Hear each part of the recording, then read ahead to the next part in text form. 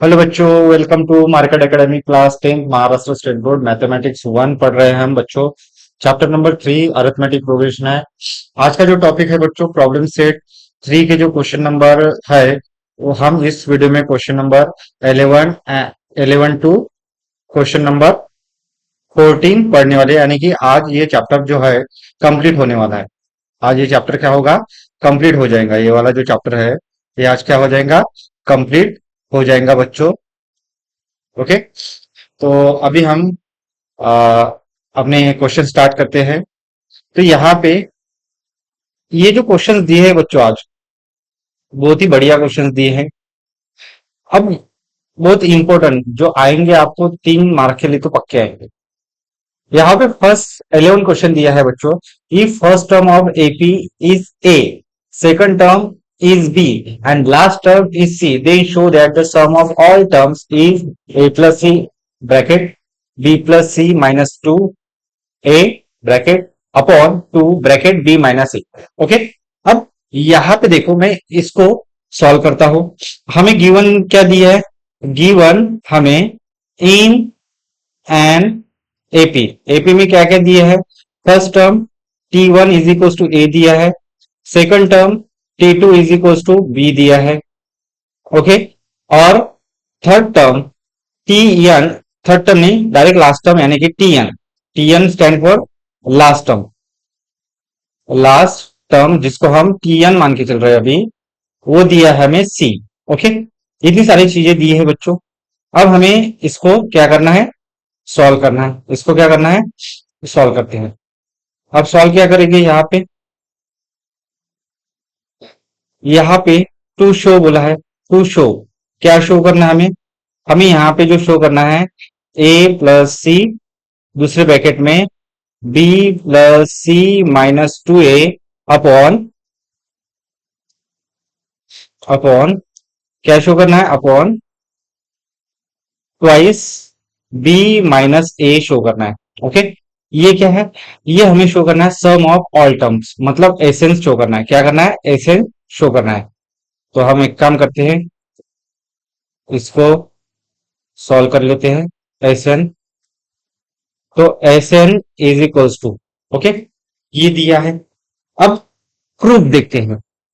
जो जो इन्होंने कहा वही वही करते हैं। Sum of S N term निकालना है, बट एस एन का फॉर्मूला होता है, एस एन का formula S N is equals to A N by two. अब यहाँ पे फर्स्ट टर्म दी है, लास्ट टर्म दी है, मतलब T one plus T N कर देते हैं। ये हमें फॉर्मूला पता होना चाहिए। तो इस फॉर्मूले में T1 पता है, Tn पता है, सिर्फ n नहीं पता, तो n फाइंड करना पड़ेगा। तो हम nth टर्म का फॉर्मूला यूज करके हम क्या कर लेते हैं, n निकाल लेते हैं। We know that Tn is equal to क्या होता है, a plus n minus 1 d होता है। Tn हमें वैसे तो c दिया है, ये a प्लस है, इधर आके क्या होगा, माइनस हो जाएगा। इधर आके क्या होगा, minus a equal to n minus 1 d रहेगा। अब इस डी को इधर ले जाओ और यहाँ पे क्या कर दो, डिवाइड अपॉन में चला जाएगा। ये किस में चला जाएगा, अपॉन में चला जाएगा डी। तो डी यहाँ के नीचे आया और इधर क्या बचेगा, n माइनस 1। अब 1 इधर जाएगा तो क्या होगा, c minus a upon d, upon d plus 1 equals to n। Okay, अब यहाँ पे इसको साइड में रखते हैं।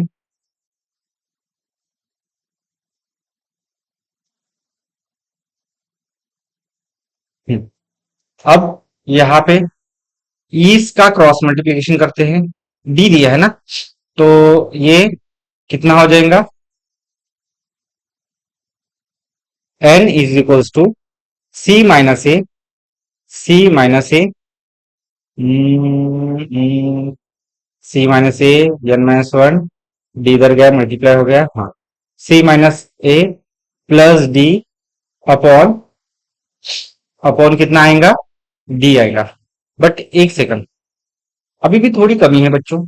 ये हमें एन की वैल्यू मिली, किसकी वैल्यू मिली, ये किसकी वैल्यू है, एन की वैल्यू है। ओके, अब एन की वैल्यू है, हमने क्या नहीं फाइंड किया यहाँ पे, हमने यहाँ पे एन तो फाइंड कर लिया। हमने यहाँ पे क्या फाइंड कर लिया है, एन तो फाइंड कर लिया है, बट यहाँ पे एन तो फाइंड कर लिया, बट इसमें डी की कमी है। तो डी बोले तो क्या होता है, common difference. D stand for common difference, मतलब कॉमन डिफरेंस जो आएगा वो क्या आएगा हमारे लिए, common difference d is equal to T2 - T1। तो D is equal to T2 कितना है, B है, T1 कितना है, A है। तो यहाँ पे हमें क्या मिल गया, डी भी मिल गया। क्या मिल गया हमें, डी भी मिल गया। ओके, तो अब ये देखो, एन में मैं डी की वैल्यू पुट करता है तो हमें एन मिल जाएगा। तो एक काम करते हैं, डायरेक्ट अब सारी वैल्यूज हम इधर ही पुट कर देंगे। यहां से एन मिल गया, डी भी निकल गया है, इसमें डी की कमी थी, डी की वैल्यू भी मिल गई है। अब डायरेक्ट हम बोलते हैं वी नो दैट हमारे पास फॉर्मूला है कि सम ऑफ एन टर्म क्या होता है। तो सम ऑफ एन टर्म क्या होता है, n/2 T1 + Tn। ओके, तो अब मैं इसको सॉल्व करता हूं। अब मैं क्या करता हूं, इसको सॉल्व करता हूं। ये हमारा फॉर्मूला है। अब इधर देखो, s n equals to n की वैल्यू क्या निकल के आई है, देखो 1/2 तो इधर रहेगा आगे, मैंने इधर का 1/2 इधर लिख लिया। एन क्या है हमारे पास, C - A + D upon upon upon क्या आएगा, अपॉन डी, और ब्रैकेट में क्या है, T1 बोले तो A और Tn बोले तो C। ओके, ये हो गया। तो यहां पे D की वैल्यू पुट करता मैं, C - A प्लस D की वैल्यू B - A है, plus B - A upon upon क्या दिया है, यहाँ पे 2D हो जाएगा, और D की वैल्यू हमें पुट करनी है, क्या है, B - A। और ये हो गया एक ब्रैकेट में, दूसरे ब्रैकेट में क्या है, A + C हो जाएगा। क्या हो जाएगा, A + C हो जाएगा। ओके, अब नेक्स्ट यहाँ पे, अब इधर देखो, सी B + C करते हैं, -A -2A हो जाएगा। मतलब SN is equal to B + C, क्या हो जाएगा, B + C -2A हो जाएगा एक ब्रैकेट में, और दूसरे ब्रैकेट में क्या है, A + C और upon by by 2B - A, 2B - A। इसको थोड़ा रीअरेंज करके लिखो, SN is equal to A + C आगे लिख दो, और दूसरे ब्रैकेट में क्या है, B + C - 2A upon upon 2B - A। Okay, यहाँ पे ये हो गया अपना एसएन हेल्स प्रूफ। यही हमें क्या करना था, प्रूव करना था। ये हमें क्या करना था, प्रूव करना था। ये आ गया बच्चों हमारा शो दैट। ओके, तो ये था अपना बच्चों क्वेश्चन नंबर 11। कौन सा था, क्वेश्चन नंबर 11 चल रहा था। अभी हम क्वेश्चन नंबर 12 की तरफ देखते हैं। अभी हम किसकी तरफ देखते हैं, क्वेश्चन नंबर 12। क्वेश्चन नंबर 12 हमें दिया है, if the sum of first p terms of an AP is equal to sum of first Q terms, they show that sum of first P plus Q terms is 0 और P और Q same नहीं होना चाहिए, ये इन्होंने condition दी। तो हम क्या करते हैं, गिवन लिखते हैं। गिवन हम क्या करते हैं, in an AP, in an AP क्या क्या मिल सकता है, इन एन एपी हमें फर्स्ट टर्म देखो, ए फर्स्ट टर्म मतलब T1 हमें पता होना चाहिए क्या होता है, ए होता है। कॉमन डिफरेंस, कॉमन डिफरेंस पता होना चाहिए क्या होना चाहिए, होता है कॉमन डिफरेंस, क्या होता है, डी होता है। कॉमन डिफरेंस क्या होता है, डी होता है। फर्स्ट टर्म, ओके, इसको उठाओ इधर लेके आओ। कॉमन डिफरेंस कितना आया, डी आया। कॉमन डिफरेंस कितना आया? डी आया, डी आया। ओके, अब nth टर्म का फॉर्मूला हमें प्रूव क्या करना है? टू प्रूव, इन्होंने बोला था sum of first p term, मतलब ESP इक्वल्स टू क्या दिया है? Sum of first q term. They show that P plus q, और टू शो क्या बोला है? टू शो हमें बोला है, टू शो हमें बोला है sum of P plus q term equals to, sum of P plus q term equals to कितना दिया है? ये हमें जीरो निकालना है, ये शो करना है। ओके, प्रूफ में क्या होगा? अब देखो प्रूफ में क्या होगा?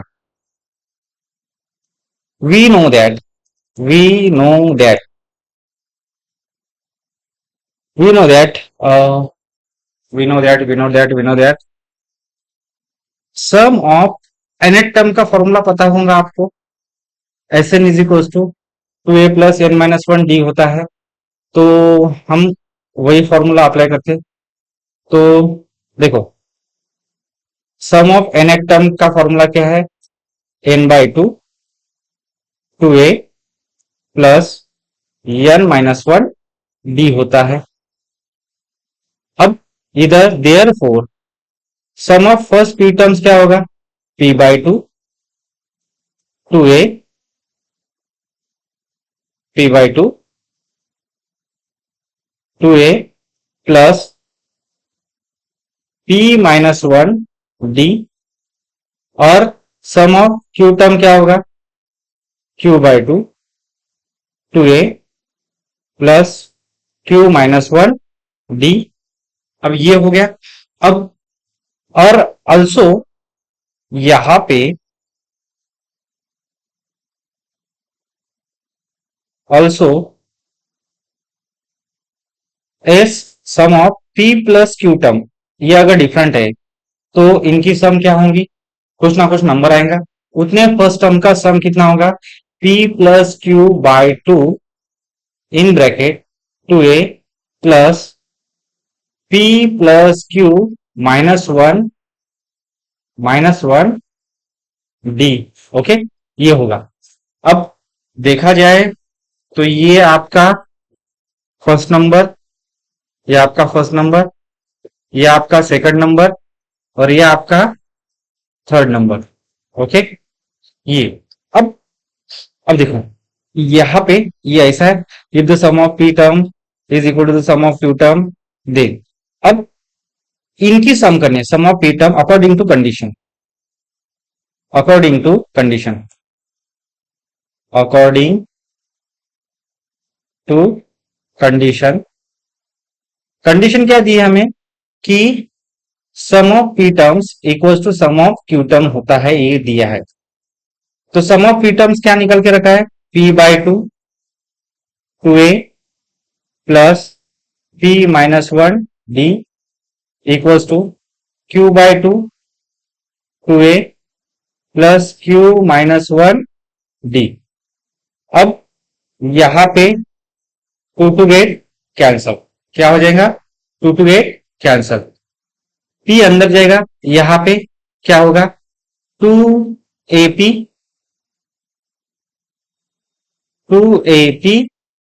प्लस p और p minus one d equal to q अंदर जाएगा टू ए क्यू और plus q minus one d. अब इन दोनों को इधर लेके आओ, इन दोनों को किधर लेके आओ? इधर लेके आओ।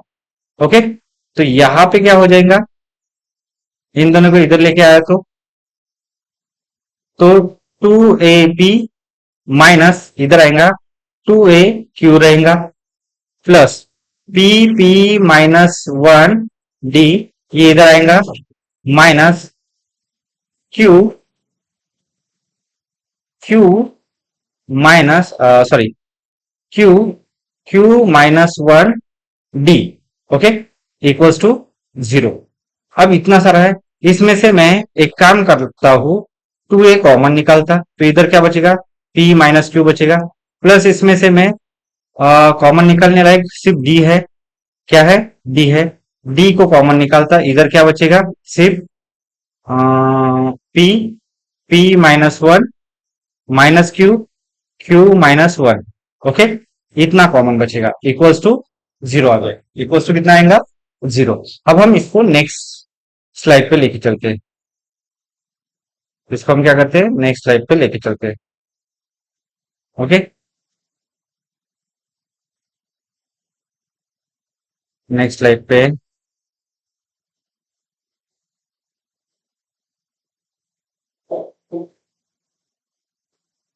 अरे आधा अधूरा आ गया।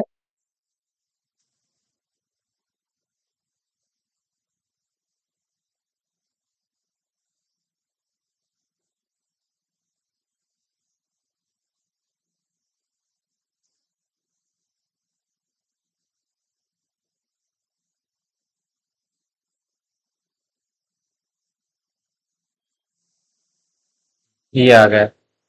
अब इसको सॉल्व करना है।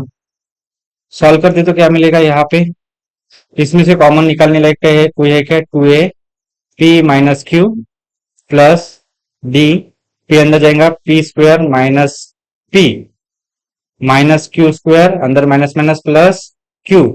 ओके, और equals to zero. Two a p minus q plus d, इधर क्या होगा, p square minus q square पास पास। ओके, और यहाँ पे माइनस कॉमन निकालता है इन दोनों में से, तो इधर पी माइनस क्यू मिलेगा, equals to zero. Two a p minus q plus d, यहाँ पे a square minus b square का फॉर्मूला लगाते, p minus q, p plus q और minus p minus q equals to zero. अब इसमें p minus q common निकलेगा, तो two a p minus q plus d, p minus q निकल गया common, तो यहां बचेगा पी प्लस क्यू और इधर इसके जगह minus one equals to zero. हमें ये वाला हमें जीरो लाना है, तो two a plus p plus q minus one into d, और ये पूरा जीरो होना चाहिए, तभी तो ये जीरो आएगा ना। तो यहाँ पे एक काम करता, मैं इसको भी उठा के लेके उधर चलता, यानी किस टर्म को जीरो लाना है वो पता चलेगा। ओके, कॉपी पेस्ट, इधर इसको मैं मिनिमाइज करके रख देता। तो ये जो दिख रहा है बच्चों, इस s n a sum of first p plus q term का जो सम है, इसमें ये मैच हो रहा है, कौन सा टू ए। अब ये देखो, मैं इसमें से पी माइनस क्यू कॉमन निकालता, इसमें से मैं क्या कॉमन निकालता, पी माइनस क्यू कॉमन निकालता, तो इधर क्या बचेगा, इधर टू ए बचेगा प्लस ये ब्रैकेट बचेगा P plus q minus one. Okay, ये डी मैं पीछे लिख लेता, इक्वल्स टू जीरो। तो सेम टू सेम ब्रैकेट ए वाला है, और ये इसकी वैल्यू कितनी है, जीरो। अब देखो दोनों का मल्टीप्लीकेशन जीरो हो रहा है, इसका मतलब दोनों क्या हो जाएंगे, जीरो हो जाएंगे। यानी कि यहाँ पे मैं अगर इसको गैप कर दूं, पी माइनस क्यू, या तो ये जीरो है, और two a two a plus two a plus p plus q minus one into d equals to ये जीरो। अब ये जीरो पॉसिबल नहीं है, ये क्या नहीं है, जीरो पॉसिबल है, can't possible, equals does not equals to zero, can't possible. अब ऐसा क्यों हो रहा है, can't zero because p does not equals to q. ये जीरो आने के लिए दोनों इक्वल होने चाहिए ना, ये पॉसिबल क्यों नहीं, क्योंकि पी और क्यू सेम नहीं है। ये हमें क्या पे दिया था, गिवन क्वेश्चन में दिया था, ये देखो पी और क्यू इक्वल नहीं है, तो इसलिए क्या नहीं हो रहा, ये जीरो नहीं आ रहा।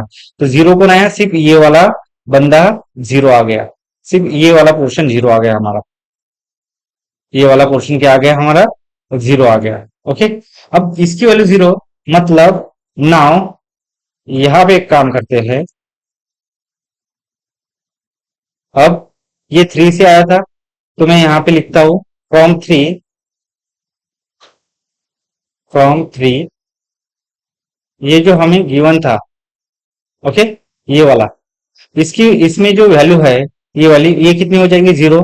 मतलब यहाँ पे कैसे होगा, s p plus q equals to p plus q by 2 into, ये जीरो हो जाएगा। ये कहां से आया, यहां से आया। तो therefore sum of first p plus q terms zero into anything zero हो जाएगा। ये आ गया आपका फाइनल आंसर।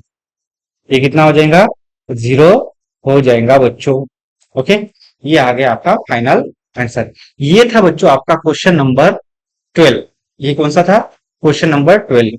थोड़ा कॉम्प्लिकेटेड था, इजी था, बट उसको कैलकुलेशन में हमें थोड़ा ध्यान से देखना पड़ता है, तब जाके कुछ होगा। ओके, समझ गए बच्चों। अब हम क्वेश्चन नंबर 13 पे आते हैं। 13 question, if m times the mth term of AP is equal to n times the nth term, show that m plus n terms of the AP is zero। ये हमें शो करना है। तो देखो, तो जैसे हमने पिछले क्वेश्चन की स्टार्टिंग की थी, गिवन में, गिवन में हम क्या लिखेंगे, in an AP, in an AP जो फर्स्ट टर्म रहेंगी वो ए रहती है, और कॉमन डिफरेंस जो होता है वो क्या होता है, डी होता है। अब टू प्रूव क्या बोला है इन्होंने, m times of m th term equals to n times of n th term, ये दिया है। देन शो दैट, ऐसा दिया है। टू शो बोला है इन्होंने, इन्होंने क्या बोला, टू शो। क्या शो करने के लिए कहा है कि m m plus n term जो है ये जीरो होनी चाहिए। तो हम प्रूफ देखते हैं। प्रूफ में हम क्या लिखेंगे, वी नो दैट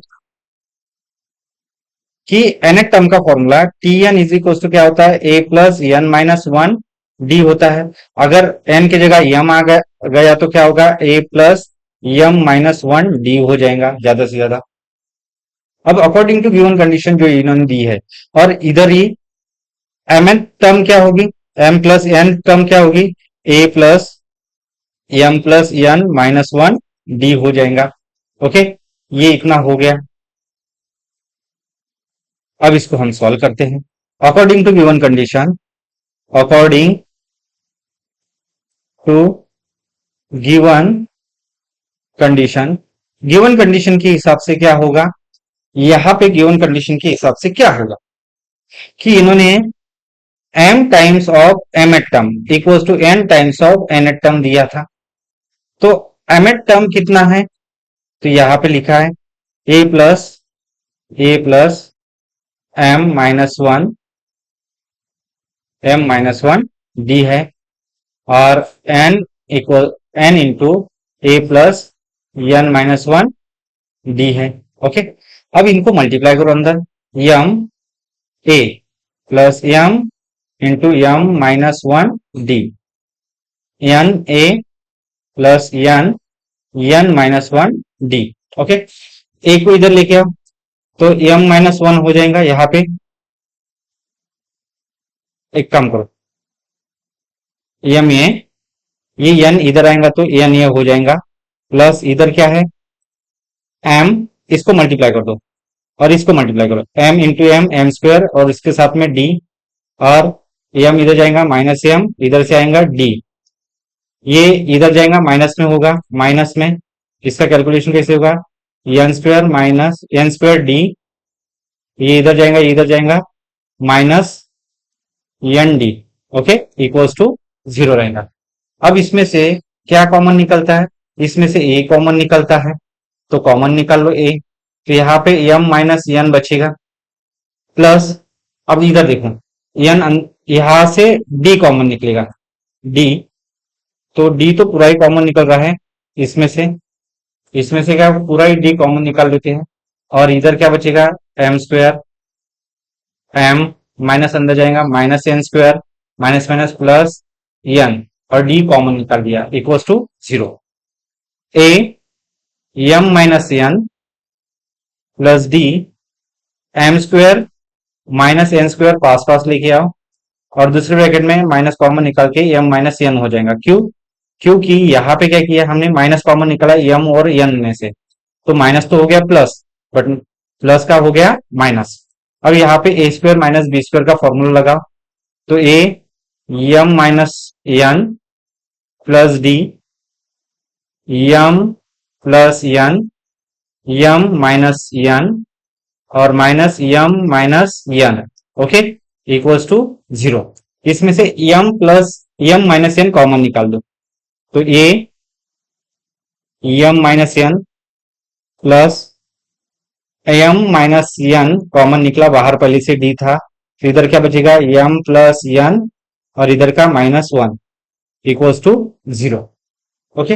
अब इधर देखो a plus m minus n 1 d चाहिए, तो मैं इसमें से क्या कॉमन निकालता, एम माइनस एन कॉमन निकाल देता, एम माइनस एन कॉमन निकला, तो क्या हुआ ए प्लस डी को इसके ब्रैकेट के बाद लिखता और इधर क्या है एम प्लस एन -1 और ये क्या होगा डी हो जाएगा इक्वल्स टू 0। और हमें क्या शो करना था टीएन टर्म, और यहाँ पे एम और एन इक्वल नहीं हो सकते, एम एट टर्म और एन एट टर्म एम और एन की वैल्यू इक्वल नहीं हो सकती, तो यहाँ से क्या मिल रहा है हमें, यहाँ से दो चीजें मिल रही है, यहाँ से कितनी चीजें मिल रही है, दो चीजें मिल रही है।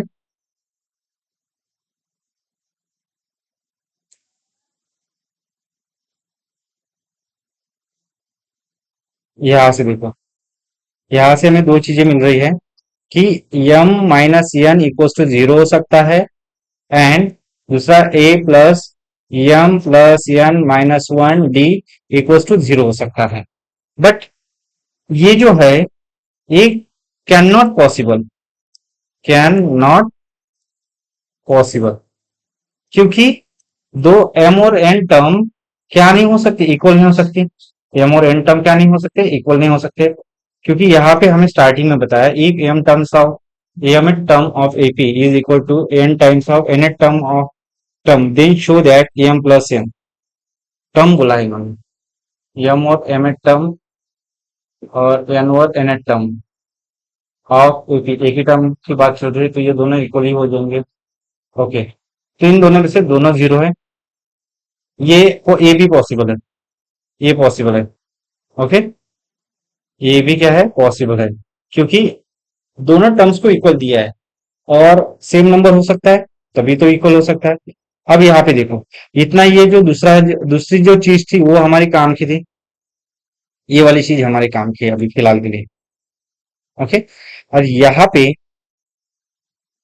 इक्वल टू 0 है, और ये मतलब क्या है a plus m plus n -1 d t term m plus n term of a p है, तो देयरफॉर इसकी जो वैल्यू है, इसका मतलब क्या है, इसका मतलब कि ये t m plus n term क्या हो जाएंगे इक्वल टू 0। इस प्रकार हमने इसको प्रूव किया है, इस प्रकार हमने इसको क्या किया है प्रूव किया है, ओके। यहाँ पे मैं लिख सकता हूं हैंस प्रूफ। यहां तक हमने 13 क्वेश्चन, ये 12 क्वेश्चन और ये वाला 11 क्वेश्चन देख लिया। अब हमारा last question of this chapter चल रहा है बच्चों, 13 क्वेश्चन हो गया, अब 14 क्वेश्चन देखते हैं, ओके। अब 14 क्वेश्चन क्या दिया है हमें, यहाँ पे 14 क्वेश्चन क्या दिया है, 14 question ₹1000 is invested at 10% simple interest के साथ, check at the end of the year if the total interest amount is an AP. If this is an AP, then find the interest amount after 20 years. Okay, simple interest का formula दिया है इन्होंने, इन्होंने क्या दिया है simple interest का formula दिया है, जो कि ये यहाँ पे है simple interest p n r upon 100, p is equal to principal, r for rate of interest, n for number of year, okay. First year के लिए इन्होंने क्या किया है, ये इतना है। अब देखो यहाँ पे कैंसिल कौन होगा, कैंसिल कौन कौन होगा, ये 0 इस 0 से गया, ये 0 इस 0 से गया, तो कितना आया 100 आया, कितना आया 100 आया, तो यहाँ पे 100 हो जाएगा, यहाँ पे कितना हो जाएगा 100 हो जाएगा। फिर 2 साल के लिए सिंपल इंटरेस्ट कितना होगा, सेम एज इट इज फंडा, ये 0 इस 0 से, ये 0 इस 0 से, कितना है 200 इंटू 2, मतलब सॉरी 100 इंटू 2, ये कितना होगा 200 हो जाएगा, ये कितना हो जाएगा 200 हो जाएगा, ओके। अब 3 साल के लिए, 3 साल के लिए क्या होगा यहाँ पे जो पी पी है इन्वेस्टमेंट अमाउंट यानी प्रिंसिपल, वो तो 100 ही रहेगा। वो कितना रहेगा? 100। रेट ऑफ इंटरेस्ट ये भी 10 ही रहेगा। कितना रहेगा? 10। पहला 100 इंटू 10, पहला 100 इंटू 10। ओके, हाँ, 100 इंटू 10। और ईयर कौन सा है? थर्ड ईयर है, 3। तो यहाँ पे कैंसिल कौन कौन होगा? ये जीरो इस जीरो से, ये जीरो इस जीरो से। या डायरेक्ट भी ऐसे कर सकते थे कि 100 और 100 गेट कैंसल।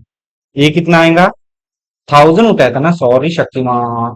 हाँ, 1000 आया था। यहाँ पे कितना है? 1000 है। तो एक काम करता है, इसको इरेज कर देता, यहाँ पे प्रॉपरली लिखता। प्रिंसिपल कितना है? 1000 है। ओके, रेट ऑफ इंटरेस्ट 10 है। अब इसको, अगर थोड़ा ईयर कौन सा चल रहा है? Third year. तो यहाँ पे इसको कैंसिल करता, तो क्या क्या कैंसिल होगा? इधर का एक जीरो और इधर का एक zero get cancel. 100 into 3, 100 into 3 कितना हुआ? 300 हुआ। यहाँ पे भी आंसर दिया है इसका, ये कितना हुआ? 300 हुआ। तो according to this simple interest 4 5 6 year will be. अब देखो, पहले ईयर 100, 100 200 300, उसके बाद 4 5 6 ईयर में कैसे रेट होंगे? तो फोर्थ में 400 हो जाएगा। ओके, फिफ्थ में 500 हो जाएगा, सिक्स में 600 हो जाएगा। इस प्रकार रेट ऑफ इंटरेस्ट लगेगा।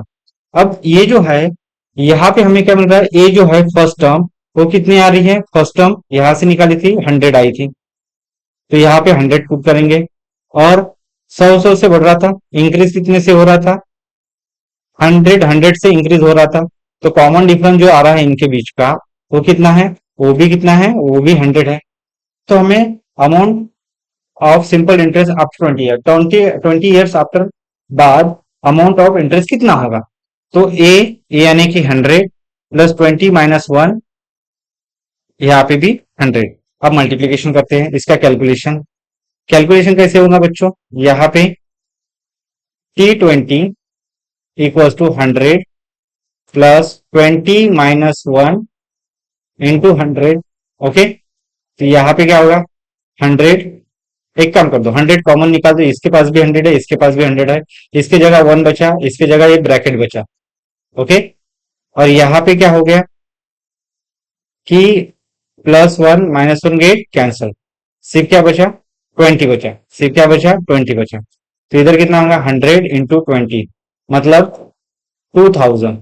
कितना हो जाएगा? 2000। इसका जो कैलकुलेशन आया है वो कितना है? 2000 आया है। कितना आया है? 2000। 2000।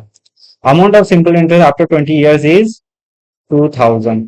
ये हो गया बच्चों आपका क्वेश्चन नंबर 14। ओके, आज के लिए इतना ही। थैंक यू, आपने यहाँ तक वीडियो देखा इसके लिए। और आपको और कुछ ये चाहिए, क्या बोलते हैं, वीडियोस क्वेश्चंस के आंसर वगैरह, तो आप मुझे कमेंट किया करो। तो मिलते हैं बच्चों नेक्स्ट वीडियो में। तब तक नेक्स्ट वीडियो में मतलब ये चैप्टर हमारा क्लोज हो गया। अब इसके बाद जो पार्ट 1 का जो चैप्टर रहेगा, वो नेक्स्ट जो चैप्टर रहेगा वो फाइनेंशियल प्लानिंग है। उसको भी हम इसी प्रकार 1 बाय 1 एक एक लेक्चर शुरू करके हम उसको कंप्लीट कर लेंगे। तो मिलते हैं बच्चों नेक्स्ट वीडियो में, तब तक के लिए बाय।